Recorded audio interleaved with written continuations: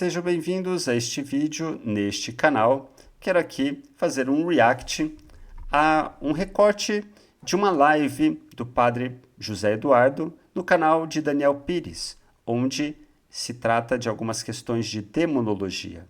O nome do recorte do vídeo é Padre revela detalhes de um exorcismo real.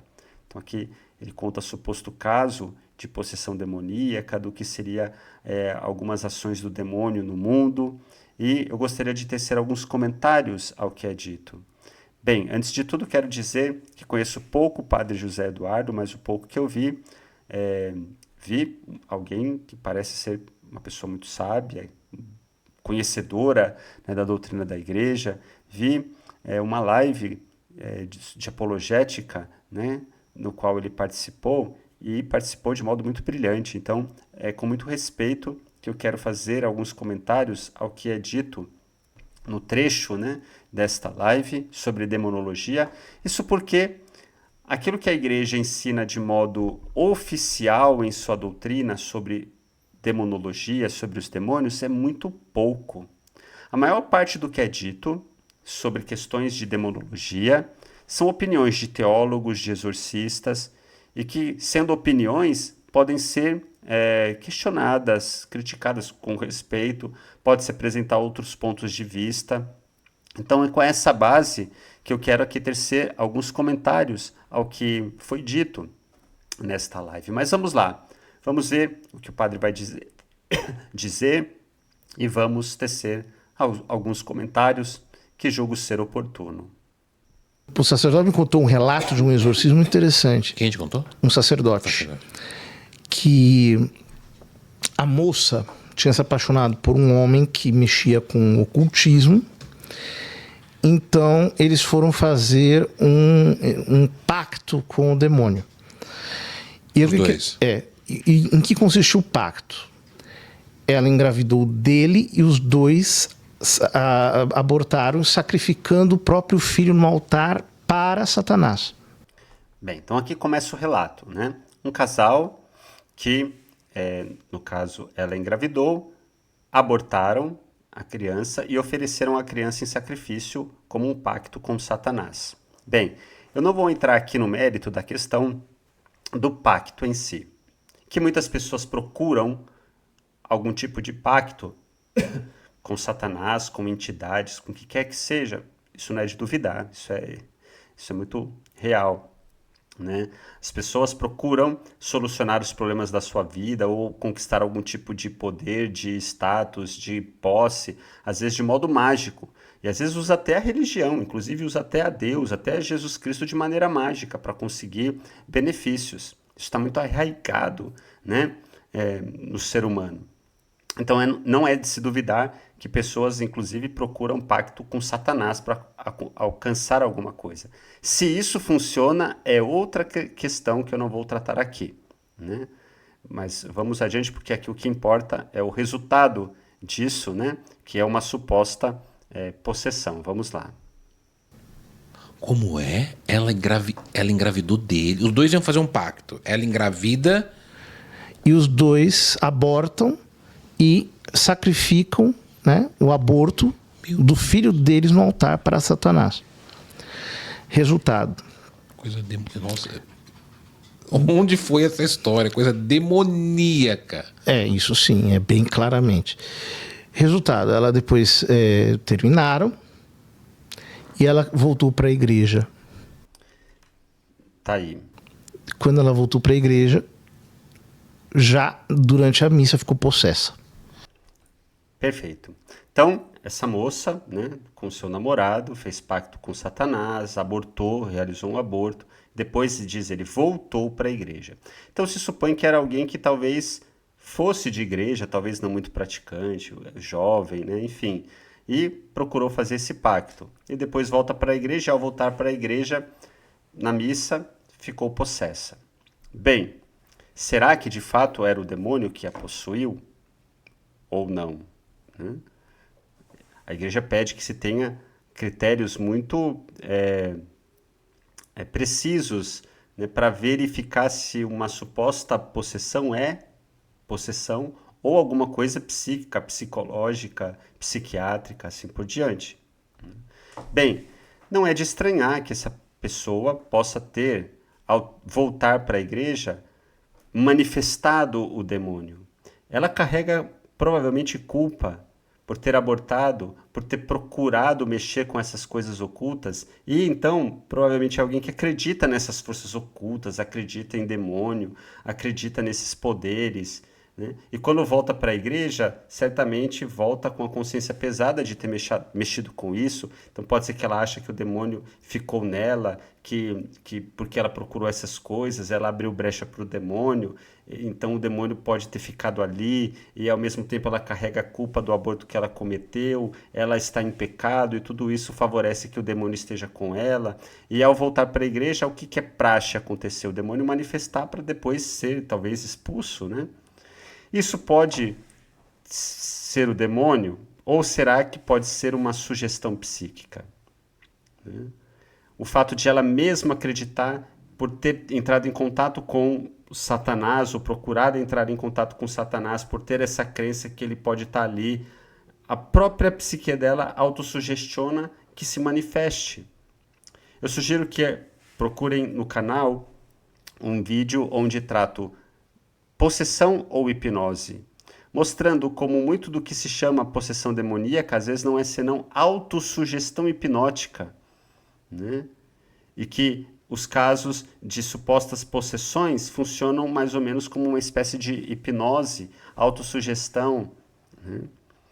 A pessoa está sugestionada nesse universo, então ela sai de si e manifesta porque a sua psique, a sua crença está cheia disso, né? Não é necessariamente o demônio, mas pode ser um fenômeno psicológico, psíquico, tá? De autossugestão. Sugiro que vejam esse vídeo, lá isso é explicado um pouco melhor. Continuamos. Mas peraí, eles fizeram esse sacrifício da criança? Fizeram. E aí, meu filho, a possessão que essa moça teve não era assim, durante a possessão, a barriga dela ficava com aspectos de barriga de mulher grávida e apareciam as mãozinhas, os pezinhos dentro. Dedos que escreviam coisas e ficava a marca das coisas escritas na barriga dela. De dentro para... Bem, então aqui ele apresenta um primeiro fenômeno, né, durante a possessão. Diz que a barriga dela crescia e apareciam mãos por dentro da barriga, né? Parece aquela cena de filme, assim, né? De repente a barriga crescendo, mãos aparecendo. Mas será que a coisa acontece assim, como cena de filme de Hollywood? Eu tenho muita dúvida. E aqui que eu chamo a atenção. Primeiro, é dito que um padre é que contou essa história. Esse padre viu isso ou foi alguém que contou para ele? Foi outro padre que contou ou foi esse padre que viu isso? Ou será que foi esse padre que atendeu essa moça, mas, no entanto, esse fenômeno da barriga crescer e de uma mão aparecer, não foi o padre propriamente que viu, mas a moça que conta que acontecia. É o que parece, porque é dito, né, durante a possessão, né, a barriga dela inchava, aparecia mãos. Será que era durante os exorcismos e o padre viu isso? Não fica claro aqui na apresentação.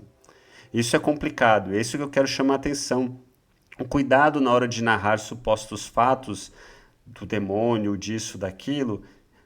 Esses fatos foram bem averiguados?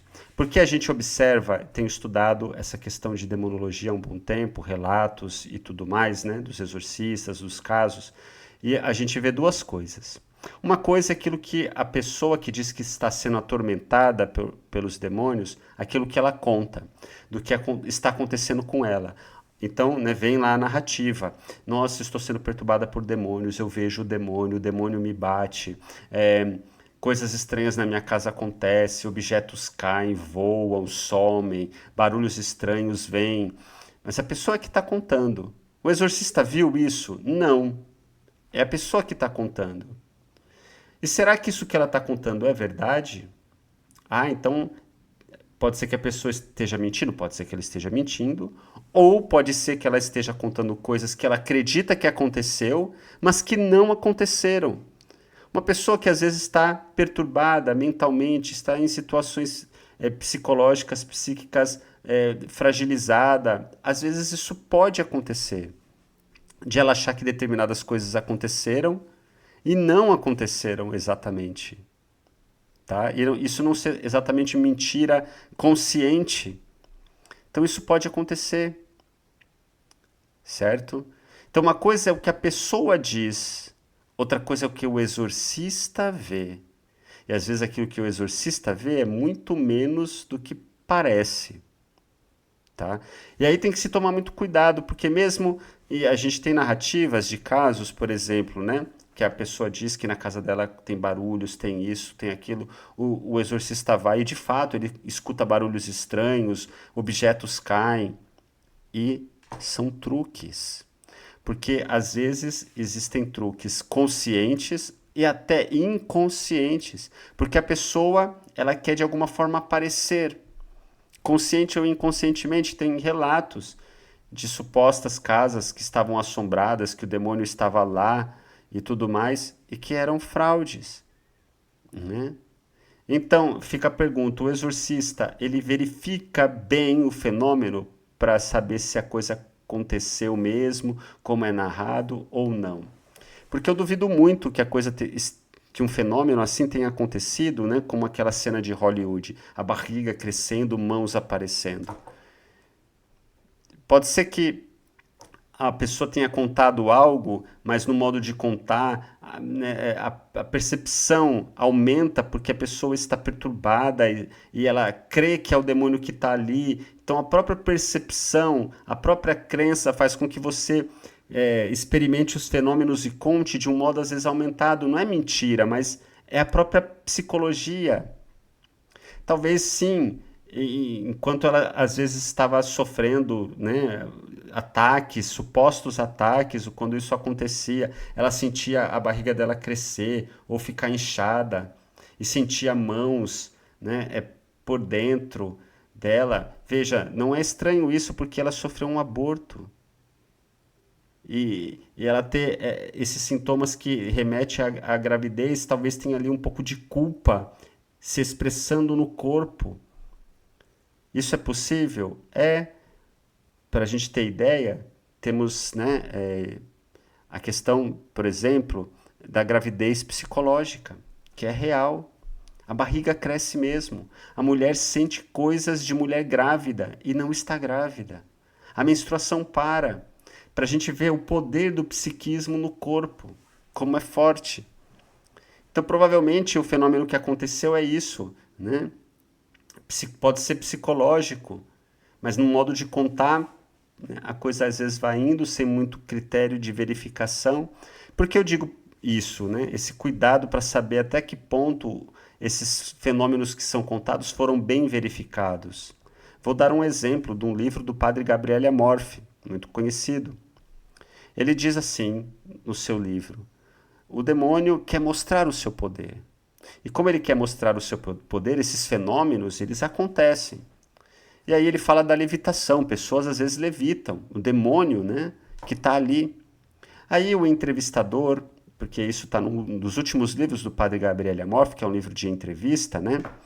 E aí o entrevistador pergunta ao padre Gabriele Amorfi: você já viu uma levitação, um demônio levitar alguém?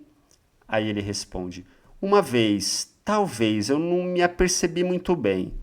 Então veja só, a narrativa é que o demônio levita as pessoas, que ele quer mostrar o seu poder, que isso acontece nos exorcismos. Mas quando perguntam concretamente ao padre Gabriele Amorfi se ele já viu uma levitação, aí a gente vê que a coisa não é tão assim, né? Gabriele Amorfi disse que fez uns 70 mil exorcismos e nunca viu uma única levitação. Tá?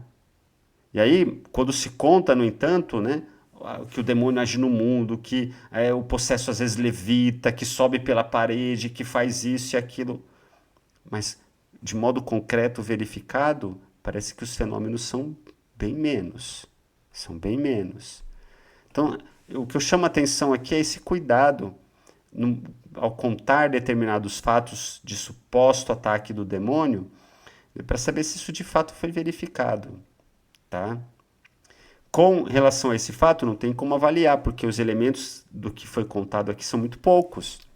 Como eu disse, foi o padre que viu, contaram para ele, não dá para saber, né? Não dá para saber. E aí, como a gente vai avaliar? Como a gente pode avaliar? E aqui não se trata nem de, né, de falar da identidade da pessoa, porque é dito, né, aqui no vídeo, né, não pode dizer quem foi, porque para não constranger a pessoa, mas elementos para saber se foi verificado. Não tem nessa narrativa que aqui foi colocada, né, para poder fazer uma avaliação. Então é preciso ter cuidado, como depois, mais para frente a gente vai falar um pouco mais sobre isso, né? Por que esse cuidado? Né? Por enquanto, continuemos. Pra fora? De dentro para fora. Também é dito, né, que aparecia marcas no corpo, né, na pele dela, como se escrevesse alguma coisa, como, enfim. Isso é tão impossível assim? Teoricamente não. A gente também conhece casos chamados de dermografia. E para a gente perceber, né, que, de fato, o psíquico tem poder, né, sobre o corpo e sobre a pele, quando uma pessoa fica envergonhada, a pele não fica vermelha, e aí a gente já percebe, né, que a mente influencia na pele também. E às vezes acontece, em casos extremos, raros, de fato, o psíquico, né, gerar marcas na pele que parecem misteriosas, mas não é tão misterioso assim. Pode ser um fenômeno psíquico, chamado de dermografia, tá? Então aqui ele fala, né, que a moça, além da barriga inchar e aparecer mão, né, parecia coisas, marcas, né, nela, né? Que pode ser um fenômeno de dermografia, tá? Não é absolutamente impossível. O psiquismo influencia no corpo. Continuamos. Depois, o demônio fazia com que ela vomitasse catuchos de cabelo, coisas do tipo. Então, ela vomitava cabelo, né?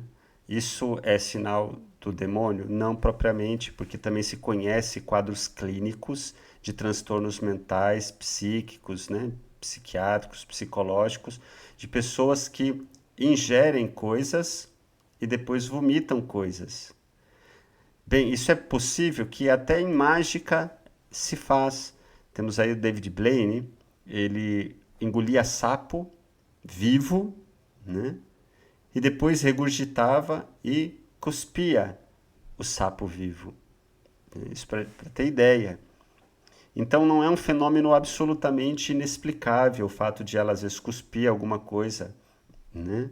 Que talvez em estado alterado de consciência ou inconscientemente ela tenha ingerido, tá? Isso é conhecido, né? Na medicina. É muito raro, mas é conhecido, por isso que espanta muita gente, né? Porque não se ouve falar disso.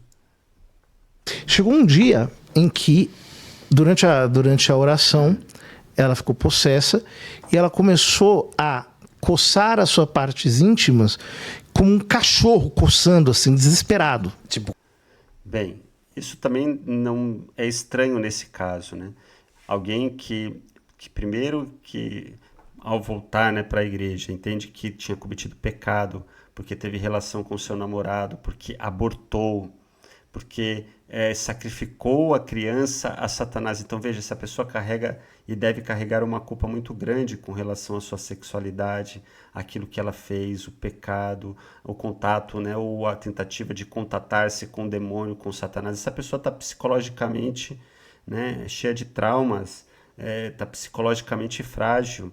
E aí não é estranho que em estado alterado de consciência ela tenha cometido esses atos contra as suas partes íntimas, né? Sinal de culpa, sinal de uma porção de coisas. Isso é compreensível pelo estado psicológico que ela se encontra. como um cachorro, ela Como um parecia um cachorro. cachorro. Meu Deus. Aí elas, o padre e os homens saíram do recinto, ficaram só as mulheres, tiraram a roupa dela e eles tiraram de dentro da vagina dela 2 metros de uma crina como de cavalo. Tipo o cabelo, aquele cabelo. A pele com cabelo. Cerca de 2 metros. Gente, que relato. Demorou 2 anos para essa mulher ficar liberta. Bem, então, das partes íntimas tiraram isso, né? Do corpo dela. Primeiro, assim, aí é difícil saber o quanto é real, né? Porque daí o padre, né, teve que sair e ficaram as mulheres e disseram que tiraram isso dela, né? Bem, mas mesmo assim, isso não é Muitos refugiados estão passando fome. É por isso que a gente veio te fazer um convite. Mas ficou? Ficou. Depois disso. Continuamos. Isso não é absolutamente estranho também. Se conhece na medicina a chamada poliembolocoilamania, que é um termo médico que diz respeito a pessoas que inserem corpos estranhos em orifícios do corpo, né? Em estados também, né, de traumas, de doenças psiquiátricas, estado alterado de consciência. A pessoa coloca em orifícios do corpo coisas que depois, né, são ou podem ser expelidas. Se sabe, né, de mulheres que colocam nas partes íntimas, né, objetos, coisas, até mesmo em tráfico de drogas, né, já aconteceu de pegar pessoas que colocaram coisas, né, no corpo. Então, isso não é absolutamente estranho também, né, que uma pessoa que está com algum tipo de transtorno, enfrentando uma situação psicologicamente difícil, pode cometer atos assim e depois, né, tirar essas coisas serem tiradas, né, misteriosamente, né, e as pessoas ficarem espantadas com isso e atribuir ao demônio, porque não sabem que são coisas que estão ligadas a transtornos e podem estar ligados a transtornos mentais, né? E aí depois diz, demorou 2 anos para ela ser liberta do demônio. Por que tanta demora? Eu tenho questionado isso, né? Porque em nome de Jesus sai, o demônio não sai. Em nome de Jesus não tem tanta força, porque precisa tanto tempo. Não será porque de fato é uma questão psíquica e psicológica e a pessoa só se cura se ela consegue fazer um processo psíquico e psicológico também de cura interior, né? Então o fenômeno para, não porque o demônio saiu, mas porque se trata de uma questão psíquica e psicológica. Fica aí a questão para reflexão, que depois a gente vai voltar aqui sobre isso, né, mais à frente. De qualquer forma, esse caso apresentado é um caso que, de fato, onde acontecem fenômenos estranhos que não são tão comuns, tá? Não são tão comuns. Talvez no modo de contar se exagera um pouco, né? E aí dá essa imagem, a barriga crescendo, mão aparecendo, parece cena de filme de Hollywood, mas eu acho que no real não deve ter sido tão assim. Deve ter tido alguma coisa, como disse, a barriga inchada, a percepção de mãos ali, né? Coisas desse tipo, mas no modo de contar, porque está todo mundo impressionado, às vezes aumenta, e não é porque está mentindo, é a própria psicologia das pessoas, né, que estão admiradas com aquilo e acabam vendo coisas a mais por causa da crença, e tem tudo isso que distorce a percepção também, né? Quando a gente está espantado com alguma coisa, quando a gente crê por demais em alguma coisa, às vezes a gente vê coisas além, né? Isso se conhece psicologicamente. Então, no modo de contar, a coisa aumenta. E aí a questão que eu chamo a atenção, até que ponto, né, houve uma avaliação crítica dos fenômenos, né? Então, o cuidado ao se contar determinados casos. E aqui, tudo o que aconteceu pode ter uma explicação natural e não ser necessariamente o demônio que estava agindo, tá? A menina procurou, né, contato com coisas ocultas, porque acreditava nisso. De novo, se funciona ou não é outra coisa. Eu acho que não funciona, mas isso é outra coisa. Tem vídeos aqui que a gente trata sobre isso, né? Mas, então ela ficou perturbada, ela abortou psicologicamente, enfim, com tantas coisas. Quando volta para a igreja, volta com carga de culpa. Então ela provavelmente se acha, né, contaminada pelo demônio e tudo mais. Então o que vai acontecer? Vai manifestar, né? Porque está sugestionada a isso. E os fenômenos que acontecem podem ter uma explicação natural, né? Daquilo da barriga, de aparecer marcas estranhas, né? De expelir coisas pela boca, pelas partes íntimas. Tudo isso se conhece clinicamente em questões de transtornos mentais, ok? Isso tudo? Ficou, mas deu trabalho. Meu Deus. E passou por poucas boas. Não é mentira, não é ficção. Isso é um relato de um exorcismo real. De um exorcismo. E aqui é dito assim, né? O relato de um exorcismo, como se tivessem outros que acontecessem as mesmas coisas, coisas extraordinárias, e não acontece, tá? Não acontece. A maior parte, 99% de supostos casos de possessão e exorcismo não acontece senão de a pessoa ficar lá se estribuchando, falando grosso, xingando, blasfemando e ter que pessoa segurar porque ela fica, né, violenta e coisas desse tipo. E nada mais do que isso, tá? A maior parte é tão somente isso. Às vezes acontece algum fenômeno um pouco mais estranho, né? Estranho. E aqui eu chamo atenção, né, novamente, por exemplo, né, para a gente perceber como tem que tomar cuidado, né, com essa questão de como se conta os fatos. Padre Gabriele Amorfi, no seu livro, relata, né, o demônio quer mostrar o seu poder, então acontece levitações, acontece isso, aquilo. E quando o entrevistador pergunta para ele, você viu levitação? Talvez uma vez. Aí a coisa não é tão assim, né? Aí a coisa não é tão assim. Então esse cuidado, é isso que eu chamo a atenção nesse vídeo. De um. É. Quem que te contou foi um sacerdote, amigo seu? Foi. Mas foi no Brasil isso? Foi no Brasil. Foi aqui no interior de São Paulo. Meu... Mais perto de você do que você imagina. Depois você me conta nos bastidores qual é essa cidade, eu juro que eu não conto. Meu Deus, padre, tem relatos muito... Eu acho que eu nunca ouvi um relato tão assustador de... Olha, você vê sobre esse do carnaval, né? São João Maria Vianney do século XIX. Então, ele tinha o dom de ler os corações. Então, ele tinha o dom, as pessoas iam confessar, o Padre Pio também, iam confessar e ele via os pecados que a pessoa não tinha confessado. E aqui ele vai contar um outro caso ligado a São João Maria Vianney. E aí ele começa aqui a contar, né? E começa a falar desses fatos que às vezes parece que tanto o São João Maria Vianney como também o Padre Pio às vezes adivinhava alguma coisa, né, de um pecado da pessoa e tudo mais, né? Não vou entrar no mérito desse fenômeno, acho que sim, que é possível acontecer, um dom, ou o que quer que seja, mas não vamos entrar no caso disso, né, desse fenômeno de adivinhar um pecado e tudo mais. Vamos seguir para ver o que vai acontecer. A pessoa nem falava. Falava, mas ele muitas vezes completava porque a pessoa nem se lembrava. Bom, o que aconteceu? Uma moça, num desses carnavais aí, nesses bailes todos, que antigamente usavam máscaras, né? Chegou um rapaz muito atraente, eles ficaram trocando olhares. E ela quis que ele a chamasse para dançar. Mas ele a ficava olhando apenas e não a chamava para dançar. Não tomava atitude. Ela começou a rezar por dentro, pedindo a Deus, ajuda, né, para ele vir e tal. E ele não veio, ela ficou aborrecida com Deus por causa disso. Muito bem. Brava com Deus. Passaram-se muitos anos, ela foi se confessar com São João Maria Vianney.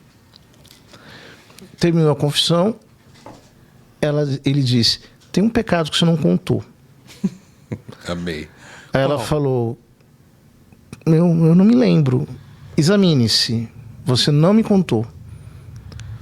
Aí ela tentou lembrar e não conseguiu. Ele disse, lembra aquele dia que você estava na festa e um rapaz ficou te olhando e aí você... quis dançar com ele, e aí começou a rezar e ficou aborrecida com Deus porque ele não te tirou para dançar? Ela falou, sim, aquele homem era Satanás que veio para te levar naquele dia, mas ele não pôde te tocar porque você estava com o escapulário do Carmo. Meu Deus, escapulário do Carmo. Um escapulário, né? Um escapulário. Já ouvi, usavam. Que Bem, então esse é o fato. O que dá para entender desse relato, né, é que o Curadars teria dito para aquela moça que aquele rapaz com o qual ela tentou dançar era Satanás materializado. Né? Materializado.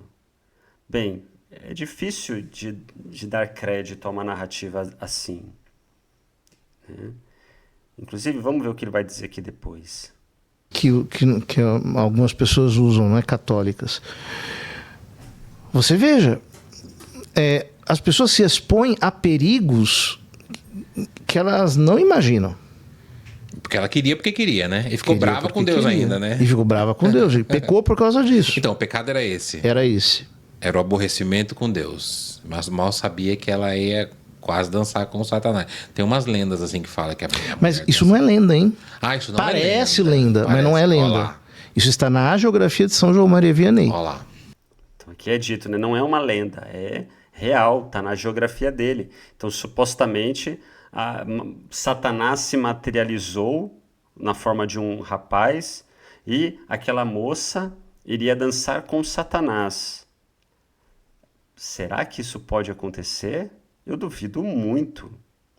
Está na geografia, mas de que forma, né? Quem escreveu essa geografia? Quanto tempo depois? Né? O que será que de fato aconteceu?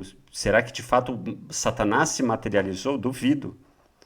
O que pode ter acontecido, sim, numa confissão, o Curadars, né, com essa moça, pode ter intuído que ela não confessou tudo que tinha que confessar e tenha falado para ela, né, que aquele rapaz que ela queria dançar e com o qual ela pecou, né, aborrecendo-se com Deus, era Satanás, porque iria levá-la para o mau caminho, como uma espécie de metáfora. Não que era Satanás materializado, mas que era alguém que iria levá-la para o mau caminho. Então, nesse sentido. Agora, imaginar que era Satanás materializado não faz sentido. E mesmo que isso tivesse acontecido, e aí, veja, seria um fato em, sei lá, anos, centenas de anos, porque quando a gente ouviu algum fato assim, para que contar um fato desse?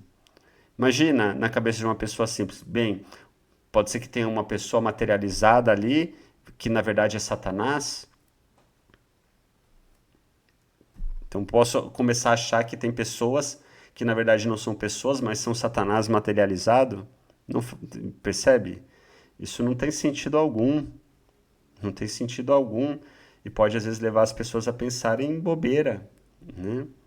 Com certeza o relato dessa geografia fantasia um pouco. Isso é muito comum em relatos medievais de vida de santos e que chega ainda até o 1800 e pouco. Hoje a gente tem critérios de historiografia um pouco mais aguçado, né, para separar o que talvez é um certo exagero, um floreamento na narrativa de alguns fatos e o que é o núcleo histórico real.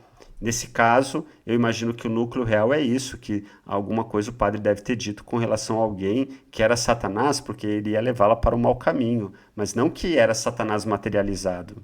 Não faz sentido algum, isso é um absurdo, tá? Tá vendo? Opa. 40% de desconto no meu curso de canto completo Cantar Bem. Essa é a última turma.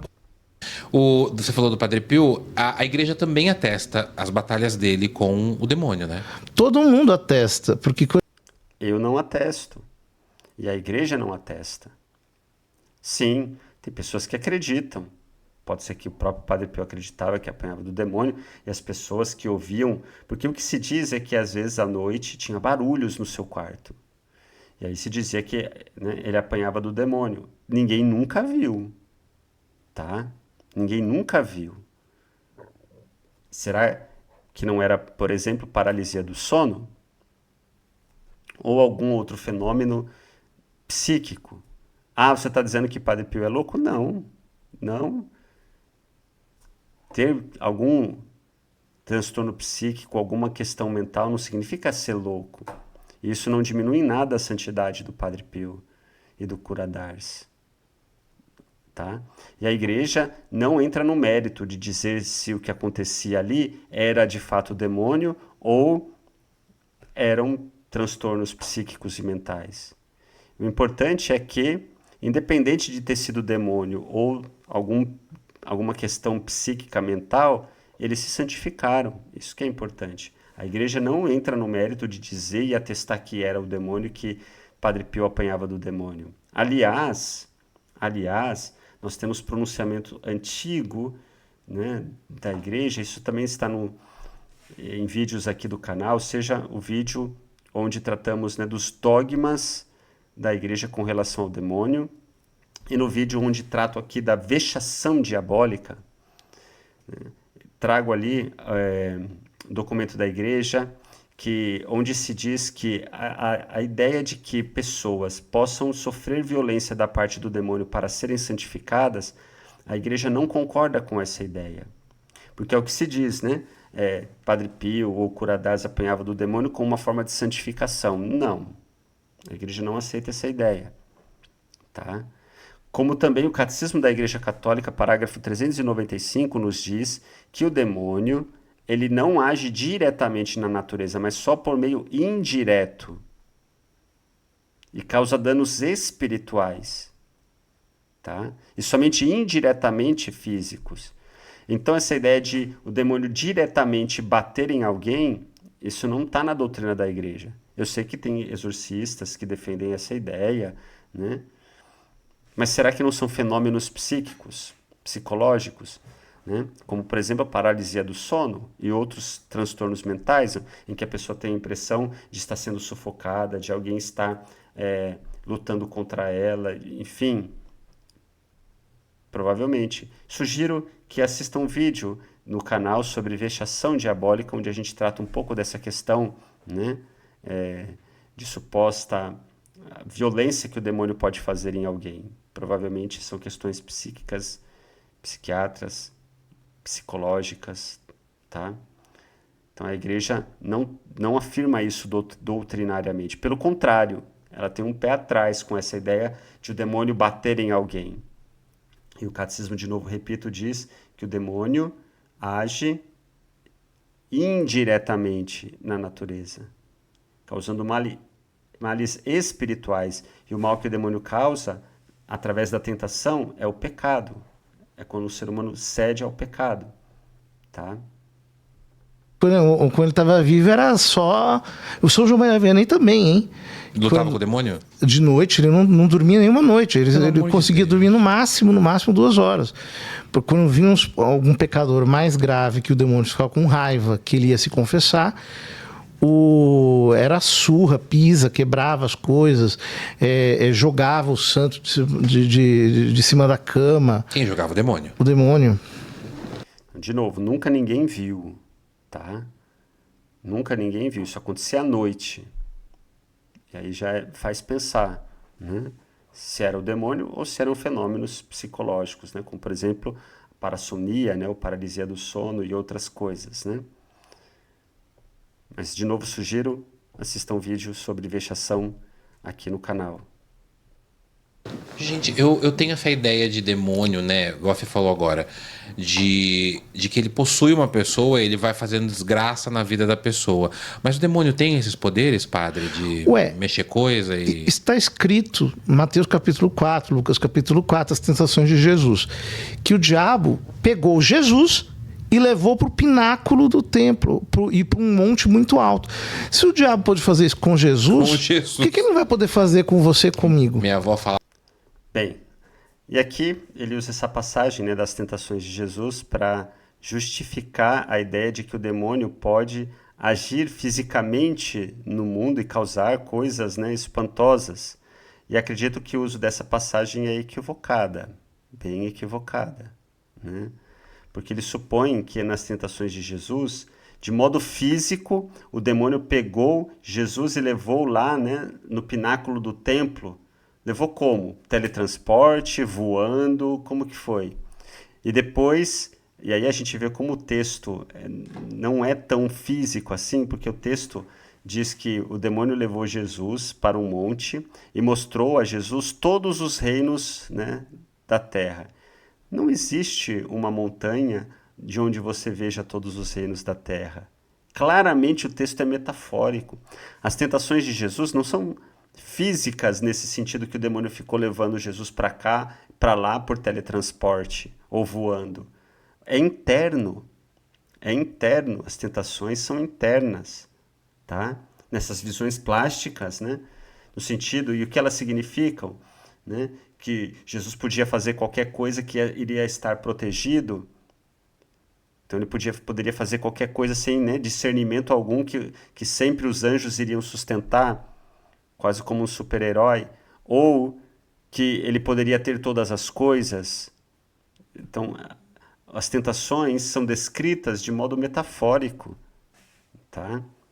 Então usar essa passagem para afirmar esse poder do demônio é totalmente equivocado e problemático, porque imagina o que é dito, né? Se o demônio, né, pegou Jesus e levou lá para cima de um monte, o que ele não pode fazer comigo? Então ele pode bater no Padre Pio, pode bater no Curadars e em mim. Aí veja o problema que isso pode causar na cabeça das pessoas. O demônio está aí, está rondando, pode fazer isso, pode fazer aquilo, né? Pode entrar em você, controlar você, né? Pode entrar na sua barriga, né? Fazer coisas estranhas, pode te possuir, pode te causar uma porção de coisas. Imagina o que isso não pode causar na cabeça das pessoas. Às vezes se diz, mas não precisa ter medo do demônio, é só rezar, ser fiel. Mas se Padre Pio, que era santo, o demônio fez tudo isso, o que ele não pode fazer em mim? Então veja, eu acredito que falas assim são problemáticas e podem colocar minhoca na cabeça das pessoas. Medo do demônio, medo daquilo. Aí as pessoas vão ver demônio em tudo, ficam doentes, tudo psicológico, né? Então, no meu ponto de vista, isso é problemático. E por isso é importante tratar da questão da demonologia. E tirar muita coisa que acredito que vai muito além do que a igreja de fato ensina. Porque a igreja não ensina que o demônio pode bater em alguém. Isso não está na doutrina da igreja. Pelo contrário, ela diz o contrário disso, né? Diz que não pode. E diz que o demônio age indiretamente no mundo. Indiretamente. E causa males espirituais. Mal espiritual é o pecado. Falava a mesmíssima coisa, inclusive nessa época de quaresma que vai entrar aí. Inclusive. Como que a igreja vê o carnaval? Tal como ele é hoje, o carnaval é uma festa bastante paganizada e muito problemática. Nós deveríamos nos recolher. Aqui é uma opinião pessoal do padre, né? De fato, o carnaval se paganizou, é problemático. Agora, né, não vou entrar na questão se pode, não pode ir no carnaval, né? Aqui o padre deu a opinião dele, mas essa não é a questão que eu quero tratar. Não Porque participar. Exato, porque as pessoas se excedem. Veja, por que existe uma infestação forte de demônios depois do carnaval durante essa festa? E aqui ele diz, né, existe uma infestação de demônios, né, depois e durante essa festa. Mas é uma afirmação, quem que pode verificar isso? Infestação aonde, no quê? Né? Antes tem menos infestação, os demônios aparecem agora na época do carnaval. Qual o critério? É uma afirmação aleatória, que não tem verificabilidade, assim, não tem... é solta, né? Vamos ver como ele justifica essa ideia, né, de uma infestação de demônios no pós-carnaval. Morte, gente que faz coisas horrorosas, mata os outros, etc. Coisas horríveis. Isso acontece o ano inteiro, gente que mata o outro, gente que faz coisa horrível. Acontece o ano inteiro no mundo, né? Não só no período do carnaval. Porque a partir do momento que você perdeu o uso da razão, você colocou lá uma substância que ela alterou, ela te fez perder o teu autodomínio psicológico, um demônio pode assumir o controle. Não. Onde isso está na doutrina da igreja. E outra, veja assim, se a pessoa, né, ingeriu álcool, ingeriu droga, ela está fora do seu juízo, portanto, por causa das substâncias que ela, né, ingeriu, e ela, por causa disso, vai fazer coisas erradas e tal, não precisa de demônio aí. A pessoa mesmo com a droga, com o álcool, já faz as burradas, né? Não precisa ter o demônio. Eu acho que o demônio estava antes, tentando, né, a pessoa a usar isso, a usar aquilo. Era a tentação. Depois, não precisa mais de demônio, porque a pessoa aí já vai fazer um monte de coisa torta, né? Porque está movida, né, pelo álcool, pela droga. O demônio não precisa fazer nada. Pode até descansar, né? Porque a própria droga, o próprio álcool se encarrega, né? Então, não precisa o demônio ficar ali. É a própria substância que faz, que tira a pessoa de si. Você não tem mais o controle psicológico. Baixou o teu domínio da vontade, tua vontade está passiva, tua inteligência está passiva, entra um demônio ali e assume o controle. É muito discutível essa afirmação, né? Se o demônio pode assumir o controle da tua vontade, da tua inteligência, da tua vida. Ao que me parece, a igreja diz que não. O demônio não pode substituir e controlar a nossa vontade ou o nosso intelecto. O demônio pode tentar. E na medida que a gente cede ao pecado, o próprio pecado, as próprias paixões, distorce a nossa razão, a nossa vontade, a nossa inteligência. Porque, claro, o vício, né? Você vai indo, vai indo, vai indo. O corpo pede. Não precisa ter demônio, né? E você, diante daquilo, é bom, é gostoso, é aquilo, você se engana, você se ilude, a tua razão fica turvada, né? O pecado distorce a razão, a capacidade de raciocinar. A gente diz que uma pessoa, quando está cega de paixão, né? Então ela fica cega mesmo, né? Ela não consegue raciocinar bem. Ela é tomada pela paixão. Não precisa ter demônio, né? Então, é muito discutível essa ideia de que o demônio entra e controla a pessoa. Não é o que a igreja diz. O demônio tenta, mas ele não toma o lugar da pessoa, né? Ele não toma o lugar da pessoa. Senão a gente pode dizer que não é mais a pessoa que está fazendo, é o demônio. Então a pessoa não tem culpa nenhuma dos pecados que ela passou a cometer depois que o demônio entrou. Talvez antes sim, ela tenha culpa, mas os pecados que vêm depois já não tem mais culpa porque é o demônio que está controlando. Não, de modo algum. O demônio não controla, não faz. Quem faz é a pessoa. O demônio tentou e a pessoa cedeu. E na medida que ela cedeu e foi se deixando tomar pela lógica do pecado, isso turva a razão e a vontade, né? Claro, se alimentando do pecado, o corpo vai, né, aderindo àquilo, fica difícil sair desse círculo vicioso, né? Não precisa de demônio aí, não precisa de demônio controlando nada, e nem controla, né? Porque não é essa, de fato, a doutrina da igreja, que o demônio possa assumir, né, o controle da vontade e do intelecto de alguém. Não pode. Ele pode tentar e não assumir, né? Mesmo numa possessão demoníaca, há uma discussão teológica. Se o demônio de fato entra e assume totalmente, né, todas as faculdades. Alguns dizem que a pessoa entra em estado alterado de consciência e o demônio usa somente o corpo, mas não o intelecto e a vontade. Enfim, é uma discussão teológica sem fim, né, sobre isso. A igreja não diz nada, não define nada, né? E sabe que muito do que se diz ser possessão, isso são questões psicológicas e psíquicas, e pede que antes de um exorcismo se faça uma averiguação muito bem feita. Em último caso, um exorcista, por uma certeza moral subjetiva, pode proceder a uma oração. Ou seja, no final das contas, a igreja nunca testou um caso sequer de possessão. A igreja testa milagres, isso sim, né? Milagres a igreja testa. Possessão demoníaca nunca testou nenhum. De modo oficial, a igreja nunca testou nenhum, né? Ela deixa ao cargo do exorcista, né, que na sua avaliação, pode, né, dizer se foi ou não foi. Tem caso de um exorcista que foi nomeado que disse que nunca fez exorcismo algum, porque entendia que tudo aquilo era questão psíquica. Há casos de exorcistas, né, que um acha que é o demônio e o outro acha que não é. Não tem acordo, né? Muitas vezes, em muitos casos. E a igreja não tem, né, uma palavra última sobre isso, né? Mas com certeza ela diz que o demônio não pode agir no lugar da pessoa. O demônio pode tentar, ele é o tentador.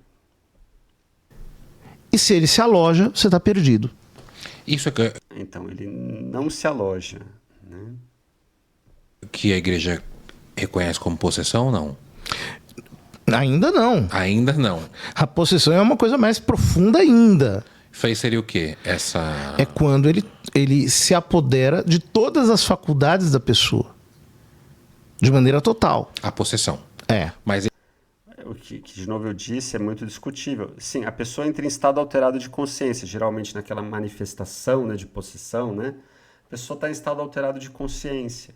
Aí se diz que o demônio tomou conta, né, totalmente da pessoa, né? Um transe é isso. Não há diferença para um transe. E é um fenômeno psíquico, psicológico, né? Então é muito discutível. esse primeiro momento em que ele... Porque você falou que também é um momento em que... Como que você falou? Depois do carnaval, a infestação de demônios. É porque as pessoas vão perdendo o controle, Tá. entram naquela espécie de frenesi, vão achando que tá tudo bem. Ela não sabe nem com quem tá do lado dela, rapaz. Às vezes o fulano vai, passa a noite com uma outra pessoa, ou sei lá com quantas, não sabe o que aquela pessoa carrega espiritualmente consigo.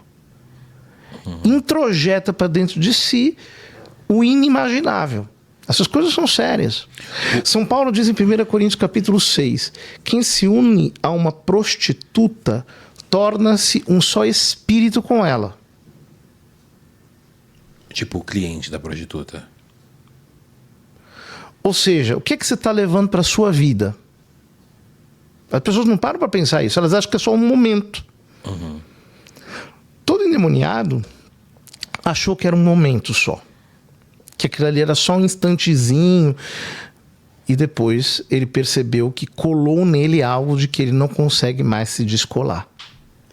Então aqui ele apresenta uma ideia, né, quase que de contaminação espiritual, né? Estamos falando do tempo de carnaval, e às vezes a pessoa que se deixa levar por algum tipo, né, de devassidão, né? Então sai com um, sai com o outro e tal. E às vezes pode ser que saiu com uma pessoa que tem uma carga espiritual, né, muito ruim, a pessoa que carrega o demônio, por exemplo, né, que está espiritualmente, enfim, né, fragilizada, e ao você se unir com essa pessoa, você vai carregar para a sua vida também, né, um demônio, vai colar em você um demônio, uma entidade espiritual. Eu desconheço onde isso está na doutrina oficial da igreja. Não tem palavra nenhuma sobre isso, tá? Isso é a opinião de exorcista, de algum ou outro teólogo, e de um e outro exorcista também, né? Não todos. Não existe isso como doutrina, né? Como aí se citou ali, né? São Paulo, se você se une a uma prostituta, você, né, se une em espírito, né, com ela. Isso é uma referência ao pecado, é uma questão moral. Não é uma questão de... O São Paulo não está falando de contaminação espiritual. Você se torna um espírito com ela, ou seja, você se torna parte daquilo que ela é. Se você se une a uma prostituta, você também está se prostituindo, você também se torna um prostituto. É uma questão moral. Não está falando de contaminação espiritual, de entidade. Você está falando de questão moral do pecado, né? Se você se une a ela, você também está cometendo o pecado. E o que você leva para sua casa? O pecado, não entidade espiritual.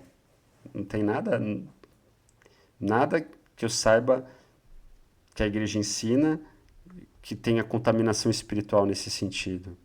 Também temos no canal um vídeo sobre contaminação espiritual, né, que você pode conferir.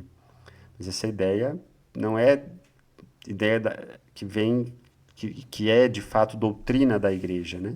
São opiniões, mas que não tem base bíblica e no ensino oficial da igreja, né? Se você se une com uma pessoa de modo pecaminoso, o que você está levando para a sua vida é o pecado, né? E é óbvio que se você entra nesse círculo, né, de pecado, vício, isso distorce a sua vida, né? Então, somente isso. De novo, nem precisa do demônio aí, você mesmo já está no ciclo de pecado. E é isso que o demônio quer, que você se afaste de Deus. Então, ele já fez o que ele queria, já está feito, ele não precisa ficar ali. Ele não precisa ficar ali, né? Ele tentou, você caiu e está no pecado, pronto. O demônio não precisa ficar lá.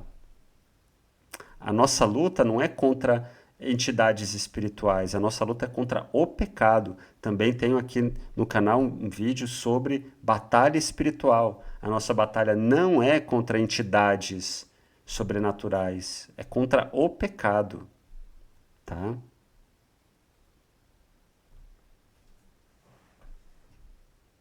Forte. Forte isso. Isso não é filme de terror, isso é vida real. É terror na vida real. Uhum. Eu acho complicado, né, fazer esse terror espiritual, sobrenatural na cabeça das pessoas, né? Como se, de novo, né, se as entidades espirituais, os demônios estão aí, então, né, aqui ele ainda está indo para uma situação extrema, né, de você se unir com uma pessoa que você não conhece, né, em pecado, e levar o demônio para si, mas às vezes tem gente que diz, um objeto, uma comida que alguém te deu, você pode se contaminar com o demônio. Às vezes muita fantasia, e que, com perdão da palavra, põe minhoca na cabeça das pessoas. Então isso que eu acho problemático, no modo como muita coisa de demonologia tem sido dito ultimamente, né? O demônio está por aí, tem demônio para todo lado. Se você comeu uma comida que alguém fez um feitiço, você pode ficar endemoniado. Se você, né, por mais que você esteja em pecado, você não somente pecou com uma pessoa, mas trouxe espírito, demônio com você, e o demônio pode te bater, pode causar isso e outra coisa em você, uma porção de coisa, né? Então isso põe minhoca na cabeça das pessoas, né? E se até Padre Pio apanhou, imagine eu, né? O que o demônio não pode fazer comigo, imagina. É a pessoa que se acha, né? E quantas pessoas às vezes têm dificuldade na vida, é o demônio, então o demônio tá me rondando, e porque eu cometi um pecado, às vezes até já se confessou e carrega a culpa, e acha que por causa daquele pecado o demônio tá nela, e aí ela vê coisa, ela sente coisa, ela passa mal, tem doenças que são psicossomáticas que surgem, ela começa a ver coisa. O risco de colocar minhoca na cabeça das pessoas, com todo respeito, eu acho problemático algumas afirmações. Colou algo nele no sentido espiritual, né? Você está falando, um demônio mesmo. A igreja, não sei aonde ela ensina isso, né? Que porque você cometeu um pecado, por pior que seja, colou um demônio em você. Não é ensino oficial da igreja isso. Esse momento do carnaval, que você falou da infestação, que me pegou, cristão católico não participa de carnaval? Bloquinho? Não deveria se recolher. Qual que é a orientação da Igreja Católica durante o carnaval para os católicos? Bom, veja bem, o que eu quero dizer é o seguinte. Orientação, né? Por exemplo, na minha paróquia nós vamos fazer um dia de recolhimento, um dia de convivência com os jovens, né? Tá. Então, vamos para uma chácara, vamos passar lá o dia todo, tem piscina, tem jogo, vamos se divertir, tá, mas de uma maneira sadia. Então, a diversão de maneira sadia não é problema nenhum. Isso é muito legal, né? Boa iniciativa do padre, boa iniciativa pastoral, né, para a juventude. Nesse ponto, concordo 100%, né, de promover essas atividades, né? Muito bom mesmo. Você vai sair com a sua família, vai para um lugar que está tudo muito bem controlado e você mantém o seu autocontrole, não tem problema nenhum. Agora, você começa a perder o seu autocontrole, começa a soltar os freios, começa a fazer coisas que desagradam a Deus, que são pecado. Olha, à medida que você glorifica o pecado, à medida que você banaliza o pecado, entra um demônio ali e você nem percebe. E quando... É essa afirmação que eu acho problemática, né? Porque você pecou, vai entrar um demônio. Não é assim, né? Acho, inclusive, que é o contrário. O demônio está antes. O demônio te tentou, e você caiu no pecado. Se você caiu no pecado, o demônio alcançou o que ele queria. Nem precisa ficar mais ali. Tu caiu, tu está no pecado. Para que ele vai colar depois? Se você já está no pecado e era isso que ele queria, te afastar de Deus. Entende? Então não precisa. Né? Não precisa. E se você cai no pecado, cai no vício, é você que tem que encontrar forças com a graça de Deus de combater o pecado. Ponto. De novo, não combater o demônio. Combater o pecado. Os mestres espirituais dizem, né, que a tentação vem pelo eu, pelo mundo e pelo demônio. No fundo, não dá para saber exatamente de onde vem a tentação. E não importa. Importa é vencer o pecado. E essa ideia de que porque eu pequei o demônio cola em mim, não tem base na escritura, na revelação, no ensino da igreja. Claro, se eu estou no pecado, eu estou no império de Satanás. Isso é um modo de dizer. Estou nas trevas. É um modo de dizer que eu estou afastado de Deus. O senhor fala demônio, padre, é um demônio mesmo, não é uma... Anjos caídos. São anjos caídos, não é uma maneira, digamos... Metafórica. Não, estou falando de demônio de verdade. Essa é a doutrina que os exorcistas sempre tiveram. Padre Amort, Padre Lagrua. E aqui é interessante o que ele diz, né? Então, se você peca, o demônio cola em você, ele está dizendo, não estou falando metáfora, são anjos caídos mesmos que vêm, e aí ele diz, essa é a doutrina dos exorcistas. Então isso é interessante. Doutrina dos ou de alguns exorcistas. Não é doutrina da igreja, doutrina oficial da igreja. Doutrina de exorcistas. E aí aqui ele cita Gabriele Amorfi, que eu acho muito problemático. Temos um vídeo aqui no canal em que eu comento um dos livros do padre Gabriele Amorfi e mostro que ele tem muitas afirmações muito problemáticas, né?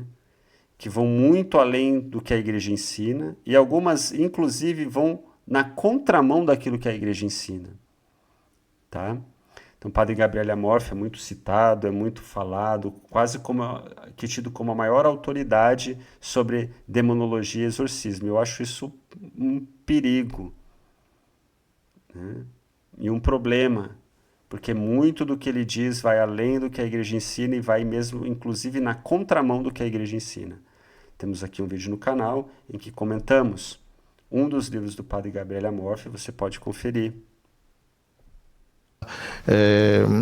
Todos eles, desde o Girolamo Menghi, lá no século XV, sempre disseram que a grande porta aberta é justamente quando o homem cede o seu autodomínio e começa a se tornar um joguete do pecado, aí o demônio entra e assume o controle. De novo, essa ideia de demônio assumir controle é que acho problemática. O demônio não assume controle. O demônio tenta. O demônio tenta. Mas ele não assume o controle da vida de ninguém. Ele tenta. E se você caiu no pecado, ele já alcançou o que ele queria. Ponto. Né? Ele pode continuar te tentando para te dificultar sair do pecado. Mas ele não vai controlar a tua vida, não vai entrar em você e controlar a sua vontade e o seu intelecto. Tá? De novo, o pecado enfraquece tua vontade e o teu intelecto. Enfraquece no sentido de sair, né, de buscar coisas boas, porque te puxa, né, para alimentar o prazer, alimentar o seu eu e tudo mais. Não precisa de demônio aí, tá? E você falou que conheceu o Gabriele, né? Conheci. Qual situação você conheceu ele? Como que foi? Eu morava em Roma. Morei em Roma de 2008 a 2012, 4 anos. Né? Em Roma mesmo, né? Sim, em Roma. Perto ali do Vaticano. E o Padre Amorth atendia lá. Eu ia, quer dizer, para mim era evidente, eu tinha que conhecê-lo. Então eu fui lá, fui visitá-lo, conhecê-lo. Tive mais de uma vez com ele, várias vezes. Ele já estava idosinho? Como é que estava? Já estava idoso, bem idosinho. Né? Havia um exorcista que vinha aqui ao Brasil com certa frequência, que é o Padre Rufus. Esse também era extraordinário. Aconteciam coisas fora do comum. Era. E é estranho, assim, né? Então, de fato, o Padre Rufus muito conhecido, um santo homem, não há o que discutir, mas no sentido de que, então, é o exorcista que faz coisas extraordinárias ou o demônio faz coisas extraordinárias em torno desse exorcista? Não dá para entender exatamente isso, né? Mas vamos ver o que ele vai dizer do Padre Rufus. É porque falecido, não? Ele morreu. Falecido. Mas quando tinham eventos, iam 120 mil pessoas nos eventos dele na Canção Nova, mas era assim, não podia ter transmissão. Porque era gente pulando que nem lagartixa nas paredes, outros que eram que nem macaco pulando nos fios, etc. Gente que vomitava cobra, aranha, instrumentos cortantes. Isso no Brasil? No Brasil. Assim, do jeito que fala, parece que isso acontecia aos montes, né? E não é bem assim, né? Não é bem assim. Então, ia que nem, né, lagartixa na parede, né? Ou aranha, né? Cena de filme, né? Será? Duvido muito, tá? Eu duvido muito. De novo, repito aqui a fala do Padre Gabriele Amorth. Não, nas ações do demônio, ele quer mostrar o seu poder, então tem levitação, tem isso, tem aquilo, mas o que você viu? Nunca vi, né? Talvez uma vez, mas não é bem assim. É interessante que no comentário deste vídeo, nos comentários, eu estava lendo os comentários, uma pessoa diz, não, eu estava na Canção Nova quando o Padre Rufus estava, e ele estava contando um caso de uma mulher que estava possuída e imitava o gorila, né? E aí uma pessoa que estava na Assembleia, né, também manifestou e começou a imitar gorila. É isso. Isso não tem nada de sobrenatural. Uma pessoa se impressionou, autossugestão psíquica, entrou em estado alterado de consciência imitando o gorila. Isso não é nada sobrenatural. Geralmente o que acontece é isso. A pessoa cai, aí começa a se estribuchar, começa a falar grosso, às vezes começa a imitar algum tipo de animal, né? Gorila, começa a rastejar, né? Isso acontece. Vomita alguma coisa, né? Não cobra, duvido um pouco, né? Então, de novo, até que ponto você está dizendo algo que foi comprovado, foi verificado? Ou são histórias que vão contando? E, de novo, a pessoa contando foi uma pessoa. Isso aconteceu com uma pessoa no meio de uma pregação. Então, não parece ser assim, né? Um monte de coisa acontecia. Não é tão assim. Então, é isso que eu chamo a atenção nesse vídeo. Cuidado na hora de falar de supostos casos. Porque aparece no modo que se conta coisas assim tão sobrenatural e parece que o demônio tem um poder tão grande, isso pode causar determinada medo, coisa, minhoca na cabeça das pessoas que se creem nessas coisas, se impressionam, né? Então acham que, né, podem estar também com o demônio, que o demônio pode estar aqui, que o demônio pode não sei o quê. E essa pessoa fica psicologicamente perturbada. Então, para mim, é problemático muito do que se diz sobre demonologia e esses assuntos, porque corre-se o risco de colocar minhoca na cabeça das pessoas e fazer com que o demônio manifeste mesmo, não o demônio, mas a autossugestão das pessoas, né? Em ver coisa, em sentir coisa, em ficar doente, e às vezes diante de uma situação entrar em transe, e isso e aquilo. Não tem nada de demônio, é tudo psicológico. Então, para mim, o problema de algumas falas é fomentar esse tipo de coisa. Quando ele vinha e fazia. E público, todo mundo via. Não é tão assim. Era uma coisa assustadora. E não era transmitido por conta... Mas é claro, né? As pessoas têm direito à privacidade, coitadinhas. Imagina alguém olhar para a câmera e ver lá, fulana de tal, Daniel Pires botando um escorpião pela boca. Mas isso acontece mesmo, Acontece. esses fenômenos físicos? No âmbito Padre? do exorcismo, sim. Não acontece tanto assim, né? Acontece, a maior parte, de novo digo, 99% dos supostos exorcismos, não é senão a pessoa lá, né, se contorcendo, urrando, às vezes xingando, é isso, tá? A maior parte é isso. De vez em quando acontece algum fenômeno um pouco mais estranho, mas que geralmente tem explicação natural, né? Um fenômeno um pouco mais complexo, mas é raríssimo, muito raro. É que assim, parece uma pergunta meio óbvia, claro, você é padre, você vive do sobrenatural, mas você já teve alguma experiência, não sei se nem dá pra perguntar de jeito, mística, alguma coisa que você viu, enfim, não? Nesse sentido. Interessante a pergunta, né? Agora a pergunta para o padre. Você já viu alguma coisa, né, do demônio, alguma manifestação? Vamos ver. Até de exorcismo, Com demônio, muitas. Então aqui se diz que experiência com presença do demônio, né, e tal, muitas. Vamos lá. Muitas. Já teve bastante, padre? Muitas. Mas... Você lembra de alguma com demônio, assim, que acho que vai ser difícil passar essa história que você me contou do casal, mas... Não, tão grave assim, não. Aí é interessante, né? Um fenômeno tão grave como aquele contado no começo, daí já não. Então, se vê que é algo raríssimo, né? Se é que foi daquele jeito, provavelmente não, né? Mas alguma coisa sim, mas no jeito que se conta, como dissemos, né? Então, mas daquele jeito nunca viu nada. Então isso já é interessante, né? Nada. Mas eu me lembro, eu era adolescente, uma casa estava infestada de demônios, eu fui lá, rezei, houve uma materialização. De um demônio? Em forma de uma espécie de cachorro, uma coisa assim, desapareceu, a casa ficou liberta. E aí se conta esse caso, né, de quando ele era adolescente, então antes de ser padre, né, certamente, adolescente, impressionado, né, ali, e foi numa casa que tinha, e o que ele viu, né, uma materialização de um cachorro. Será que foi materialização? Ou uma espécie de alucinação, seja pessoal ou até mesmo alucinação coletiva, porque às vezes pode dizer, mas não foi só eu que vi, outra pessoa viu. Existe a alucinação coletiva, tá? Então, e só isso, ou seja, nada de muito, né? Algo que uma alucinação coletiva explica. Apareceu e sumiu, isso. Não é nada demais, né? De sobrenatural, extraordinário, é isso.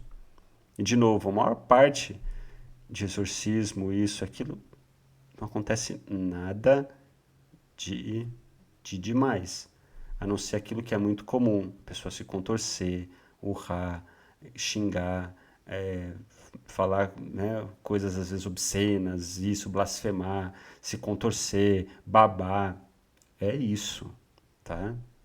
Maior parte. Às vezes acontece algum fenômeno um pouco mais estranho, como até mesmo aquilo que foi narrado aqui, talvez narrado com um pouco de excesso, né? Mas que tem um núcleo que, sim, provavelmente é real, mas são questões psíquicas, transtornos, tudo isso explica tais fenômenos. E também já tive várias experiências com Deus, mas essas eu tenho um pouco de pudor de falar. Agora ele vai falar, né, que teve experiências com Deus e o vídeo termina, né? Não vamos entrar aqui no mérito, ele também não vai falar nada das suas experiências com Deus, né? Mas aqui nós paramos. Bem, a intenção foi comentar um pouco daquilo que foi dito, mostrar, né, que é preciso ter um pouco de critério, de senso crítico, com supostos casos, narrativas de exorcismo, de demônio. Será que foi isso mesmo? Será que foi verificado o fenômeno? Até que ponto? Né? É preciso ter prudência, né?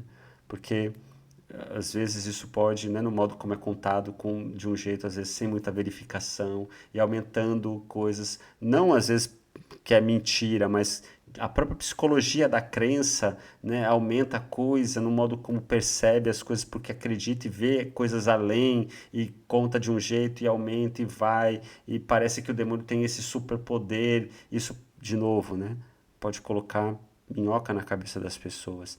E depois algumas ideias aqui colocadas que eu acho que são problemáticas, né, que o demônio entra, controla a pessoa, ou um pecado faz que o demônio cole em você. Eu acho isso também problemático, né? São coisas que vão muito além daquilo que é a doutrina oficial da igreja.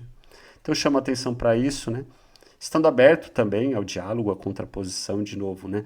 Nesse campo da demonologia, a igreja define muito pouco, então se pode discutir, se pode discordar, né? E há esse espaço. E se há esse espaço, também me posiciono para pelo menos levantar questões, fazer pensar, né, com relação a tudo isso, e de alguma forma tirar muita coisa que é a mais, né, e tornar essa questão um pouco mais sóbria também, né? Bem, mas é isso. Curta, compartilhe e continue nos acompanhando também nessa série de demonologia e nos vídeos deste canal. Paz e bem.